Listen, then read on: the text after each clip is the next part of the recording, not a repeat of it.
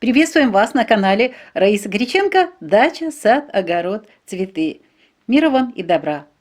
В первую очередь благодарим вас за то, что вы откликаетесь под нашими видео, в которых мы рассказываем о сознании человека, о том, что происходит на Земле, об эпохах и отвечаем на другие ваши вопросы. Пишите, пожалуйста, комментарии обязательно и задавайте вопросы, мы будем все разбирать. Ну а сегодня продолжим тему состояния вибраций человека. Мы как раз в последнем видео об этом говорили. Напомним, что агрессия, ненависть, зависть погружают человека в вибрацию 3,3 Гц. И это при том, что Земля имеет вибрацию в 200 Гц. И энергии счастья, безусловной любви также колеблется в пределах 200 Гц.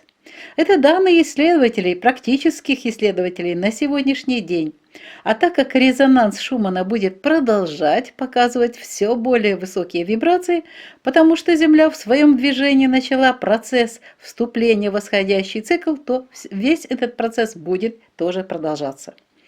Этот божественный процесс никто не сможет остановить и изменить. Всевышний всегда находится в процессе развития и движения. Что же мы, человеки на Земле, можем сделать, чтобы не сгореть в высоких вибрациях Всевышнего центрального галактического Солнца? Кроме медитации, произнесения и прослушивания мантр, необходимы действия. В первую очередь нужно разобраться с питанием, с нашей пищей, которая имеет определенный характер. Да, в первую очередь продукты питания, и они имеют характер, а уже потом микро- и макроэлементы, витамины, аминокислоты и так далее. Мы то, что мы едим. Слышали эту фразу? Я много раз ее слышала, но не понимала, и только сейчас понимаю, что это правда. Мы то, что едим.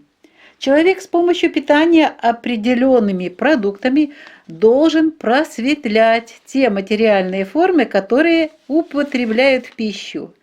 Мы должны просветлять те формы, которые употребляем в пищу. Как это сделать и как понять, что мы можем сделать для просветления других материальных форм? Чтобы ответить на этот вопрос, давайте определим стадии развития сознания живого существа на Земле. К первой стадии, которая называется сон без сновидений, относятся те формы Первотворца, все, что вокруг нас, все сущее и живое, и неживое, как мы представляем, все это живое, и все это определенные формы Первотворца. Так вот, те формы, которые называются сон без сновидений, вот они, в них разум спит. Это те формы, у которых разум просто спит. Какие это формы? А это растения от травинки в поле, от сорняка, который мы там называем, что в огороде растет, от первоцвета на опушке леса до разных деревьев в лесах, в наших садах. Это дикие формы растений и современные растения, созданные селекционерами. И не только селекционерами, человеками, но и пчелы и другие различные мелкие насекомые тоже стараются в создании вот этих новых растений. И все это имеет право на жизнь. И эти растительные формы все до единого имеют характер, определенную вибрацию, определенные гуны. Об этом будем говорить более подробно и позже. Это очень интересная тема. Идем дальше. Итак, у нас первая стадия сознания – сон без сновидений. Ко второй стадии относятся те существа, которые имеют две эмоции. Представляете, первая вот стадия никаких эмоций, это растение, а вторая стадия сознания – это две эмоции уже есть, это страх и спокойствие. В Ведах это сознание называют так: оно почти спит, оно себя не помнит. Оно почти спит, но не спит, но себя не помнит. Это в основном те существа, которые живут в воде. Например, все рыбы. Но не все, кроме дельфинов. У дельфинов очень высокое сознание. У рыб преобладают инстинктивные формы поведения. Они ищут положительные раздражители и стараются уплывать от отрицательных. Почти все существа, живущие в воде, имеют четкие реакции на биологически значимые свойства среды. У них очень слабая пластичность поведения. Давайте возьмем пример, чтобы понять это все. Например, перед рыболовлей рыбаки бросают в воду приманку. Что-то вкусное, что рыбы любят, и ароматное. В среде появилась пища, пока еще рыб нету. Ну вот одна рыба съедает приманку, приближается, потихонечку попробовала, вкусно. И она не плывет туда обратно других приглашать, а к ней начинают присоединяться другие. Я вот наблюдала за этим процессом. И эти другие каким-то образом получают информацию от первой рыбы только на определенном расстоянии. Почему-то с другого берега не плывут рыбы, с другой стороны на большом расстоянии, а именно тут в определенный радиус этого пространства рыбы собираются. Вот это очень интересный процесс, и когда наблюдаешь за ним, естественно, очень интересно вот этот уровень сознания. Ну вот рыбы и еще кроме рыб есть, тоже будем более подробно позже говорить. Это был второй способ, второй уровень, вернее, вторая стадия развития животных существ. Идем к третьему. Третий уровень. Как бы вы думали, кто это? Этот уровень называется в ведах сон со сновидениями. Сон со сновидениями. Это все животные формы, то есть животные и птицы. Животные, птицы, сон со сновидениями. Разные животные, так же как и человек, имеют тонкое тело. Кстати, им снятся сны, вы видите это, как они реагируют. И у них есть тонкое тело, как у человека. Во время смерти животные и птицы испытывают боль, страшную боль, несправедливость от смерти. И вот эта вся психическая энергия смерти, страха смерти остается в теле животного, которого убивает человек. В тонком теле животного, птицы, которая убита на мясо, остаются вот эти проклёны, ненависть животного и птицы в адрес убийцы, тот, кто зарезал или убил его. И тонкое тело никуда не уходит от тела животного и птицы. Его вибрации страха, смерти съедаются с мясом человеком. Об этом тоже будем говорить позже. Это вообще очень интересная третья стадия развития животных существ, развития уровня сознания живых существ на Земле. Очень важно, и мы тоже будем об этом говорить. Четвертая стадия развития живых существ на Земле называется пробуждающееся сознание у человека. Вот мы дошли до четвертой стадии. Мы находимся на четвертой стадии развития сознания. У век Кали-юги почти все население планеты, за редким исключением, спало. И вот в восходящем цикле, который только-только начался, человек начинает пробуждаться. Если пробуждается человек, то начинает понимать, что у него есть судьба, что у него были многочисленные миллионные прошлые жизни и будут обязательно будущие. И он начинает понимать, у него не просто тело, а у него главное действующее лицо – это душа. А у души есть транспорт, то есть тело, которое служит ему для движения, для развития на Земле. Интересное ощущение получаешь в тот момент, когда осознаешь, что ты частица Всевышнего, и ты пришел из дома Отца Всевышнего на землю, причем примчался через родителей в командировку для определенной цели, для решения кармических задач. Задачи командировки должны быть выполнены, и только тогда ты сможешь вернуться домой, к тому месту, откуда тебя отправили. Вот так интересно. И тогда может вернуться только после завершения всех задач командировки именно к Всевышнему душа, к тому, кто отправил ее с помощью вот этого лучика своего, луч, который ведет нас на земле вот с этим светом любви и счастья. Кроме этих четырех стадий развития сознания, есть еще пятая стадия развития сознания живых существ. И она называется в ведах «бодрое сознание». Это жизнь в теле ангела, и это святые, которые иногда воплощаются и живут на земле. Вот в них всегда нимф над головой. У них чистое-чистое сердце. И в этом сердце постоянно радость, счастье. И они всегда сияют именно радостью и счастьем, имеющими наивысшую вибрацию. И она не выражается теми герцами, на которых сейчас находится наша Земля. Это очень высокая вибрация. Вот такие есть 5 стадий развития сознания на Земле. Для формирования определенного сознания у человека нужны определенные вибрации, определенные продукты питания, которые являются одной из важных составляющих формирования характера человека. Какие продукты относятся к пище невежества, страсти и благости, будем разбирать в следующих видео. Это такая интересная тема, захватывающая, и начинаешь понимать и ощущать, почему одно и другое уходит из меню твоего, и вы, я думаю, тоже поймете, что происходит с вашими вкусами сейчас. Будьте добры, скажите, напишите в комментариях, интересна ли вам эта тема, что именно интересно, о чем бы вы хотели узнать. Пишите, не бойтесь. Здесь у вас семья единомышленников, семья душ, которые пришли на землю в командировку. На этом мы завершаем наше сегодняшнее видео.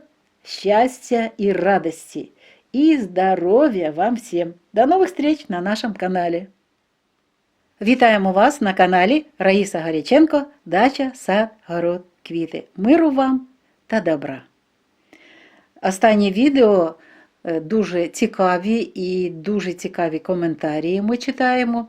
Дякуємо вам. В першу чергу велика подяка за те, що ви розумієте, і нас дуже радує той факт, що нас стає все більше і більше.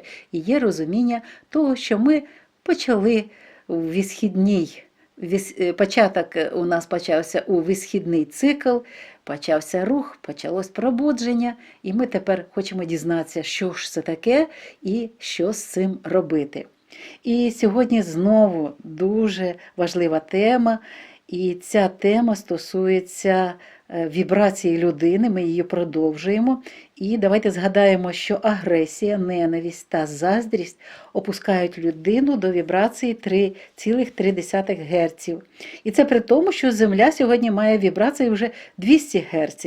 І енергії щастя, безумовної любові мають вібрації теж біля 200 Гц. Ці цифри приводять дослідники, практичні дослідники резонансу Шумана. І вони відкриті є в інтернеті. Так як резонанс Шумана – це пульс, це серцебиття Землі, і він весь час підвищується і підвищується, то це свідчить про те, що Земля почала поступово свій рух у висхідний цикл. Цей божественний цикл ніхто не зможе зупинити та змінити. Всевишній завжди знаходиться в процесі руху та розвитку. Що ж ми, люди на землі, можемо зробити, щоб не згоріти у високих вібраціях Всевишнього, центрального галактичного сонця? Окрім медитацій, прослуховування мантр або самим співати мантри, необхідні дії, справжні дії. В першу чергу треба розібратися з харчуванням, з продуктами, які мають певний характер. Так, в першу чергу продукти мають характер, а потім мікро-макроелементи, вітаміни і так далі. Як говорять, і дуже часто говорять, ми всі чуємо цю фразу, ми те, що ми їмо. І це правда. До речі, ви це вже самі теж будете знати, коли прослухаєте ще декілька наших відео. І це теж. Людина за допомогою харчування певними продуктами повинна просвітлювати ті матеріальні форми, які використовує в їжі. Як це зробити, як зрозуміти, що ми їмо, і що треба зробити для просвітлення інших матеріальних форм. І це поруч з тим, що ми самі повинні розібратися, що нам треба їсти для того, щоб ми теж змінилися і теж пробудилися. Щоб відповісти на це питання, давайте визначимо стадії розвитку свідомості живої сутності на землі. Це дуже важливо. І так, до першої стадії відноситься свідомість, яка називається сон без сновидінь. Це ті форми першотворця, а все, що навкруги нас і під нами, і те, що ми бачимо і не бачимо, це все форми першотворця. І ось до першої стадії відносяться саме ті форми, в яких розум спить, просто спить. Які це форми? А це всі рослини, від травинки в полі або від того бур'яна, якого ми виполюємо з грядки, від першоцвіта на полянці лісу навесні, до різних дерев в лісах, в наших садках. Це дикі давні форми рослин і сучасні рослини, створені не тільки селекціонерами, людьми, але і різними комахами, бджілки теж працюють над цим. І ці рослинні форми всі до єдиного мають свій особистий характер, особисту вібрацію певної гуни. Про це більш докладно будемо говорити пізніше. Це була у нас перша стадія. До другої стадії розвитку свідомості на землі відносяться всі сутності, які мають дві емоції. Це емоція страху та спокою. У ведах ця свідомість називається так. Сутності майже сплять, вони себе не пам'ятають. Це в основному ті сутності, які живуть у воді, наприклад, риби, окрім дельфінів. Дельфіни мають дуже високий рівень свідомості. У риб же переважають інстинктивні форми поведінки. Вони шукають завжди позитивні подразники і стараються відплити від негативних подразників. Майже всі сутності, які живуть у воді, мають певні реакції на біологічно значимі властивості того середовища, в якому знаходяться. У них дуже слабка пластична поведінка. Давайте приклад розглянемо. Риби у ставку. Перед риболовлею рибалки кидають у воду приманку, смачну їжу. Для них смачну їжу. В їхньому середовищі з'явилася їжа, а до цього не було. Поки одна риба приплила, побачила, з'їла приманку, до неї починають приєднуватися інші, які знаходилися поруч з приманкою, але не знали про неї. І вони без запрошення цієї риби, яка продовжує їсти, вони вже тут збираються. Риби так захоплюються їжею, що з'їдають і черв'ячка на гачку або іншу таку приманочку, і попадають потім на стіл рибалки. Але це частинка того, що проходять риби, ті сутності, які знаходяться на другій стадії розвитку свідомості. Йдемо далі. Третій рівень стадії розвитку свідомості живих сутностей на землі називається сон зі сновидіннями. Це всі форми тварин та птахів, і домашніх, і тих, що живуть в природі. Різні форми тварин та птахів мають, як і людина, тонке тіло. Під час смерті тварини та птахи відчувають сильний біль, несправедливість від того, що в них забирають життя. І вся ця психічна енергія страху смерті залишається в тілі, в тонкому тілі тварини чи птаха, якого вбиває людина, щоб їсти його м'ясо. І це тонке тіло тут, воно разом з м'ясом залишається, воно нікуди не дівається. В тонкому тілі тварин, птахів, яких вбивають на м'ясо, залишаються прокльони на адресу вбивці. Так, вони проклинають цей момент і того, хто їм приносить цю сильну біль. І це тонке тіло зі страхом смерті нікуди не відходить від свого тіла м'яса. Його вібрації залишаються з м'ясом. Скільки б його не варили, чи не пекли, чи не жарили, як шашлик. І ось цю страшну субстанцію страхів людина їсть з м'ясом. Більш детально теж будемо говорити пізніше, тому що це дуже важлива тема. Переходимо до четвертої стадії розвитку свідомості живих сутностей на землі. Ця стадія називається свідомість, що прокидається в людині. Свідомість, що прокидається в людині. Неспроста четверту стадію називає. Ось ми на цій стадії, тобто багато вже людей на цій стадії знаходиться. А є ті, що ще в третій стадії, поки ще сплять. але все більше і більше таких людей. Так от, в епоху Калі-юги майже все населення планети Земля, за виключенням, це були одиниці, десятки людей високої свідомості, так от всі люди спали. Вірніше, їх свідомість спала і жили в страхах смерті. І ось починається висхідний цикл, і люди поступово починають пробуджуватися. Ті, хто пробудився, починають розуміти, що в нього є доля, що в нього є багаточисленні життя в минулому і будуть нові життя в майбутньому. І людина починає розуміти, що вона не є тіло, а вона душа. А в душі є транспорт, тобто тіло, яке служить йому для руху, для розвитку на землі.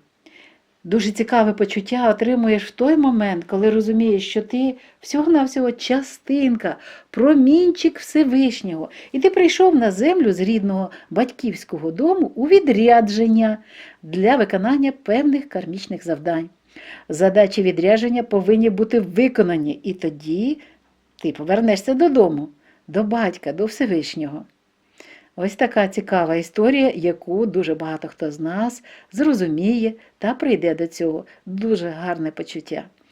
Є ще 5-та стадія розвитку свідомості живих сутностей на землі. Вона називається у ведах бадьора свідомість. Це вже життя в тілі ангела.